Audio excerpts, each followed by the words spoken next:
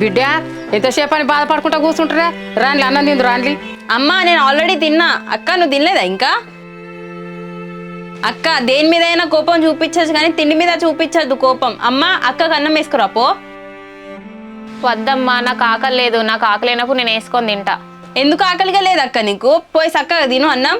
నాకు ఎట్లా ఆకలి అవుతుంది చెల్లె? నువ్వే చెప్పు. అన్న కనీసం నా ఇష్టమైన అడిగిండా? నా ఇష్టాలు ఏంటియో తెలుసుకోకుండా మ్యాచ్ క్యాన్సిల్ చేసిండు. అక్క మనకు అన్న గురించి తెలిసిందే కదా. నువ్వు బాధపడినంత మాత్రాన ఇప్పుడు వచ్చి అన్న పెళ్లికి ఒప్పుకుంటాడా? చక్కగా పోయి తిను పో.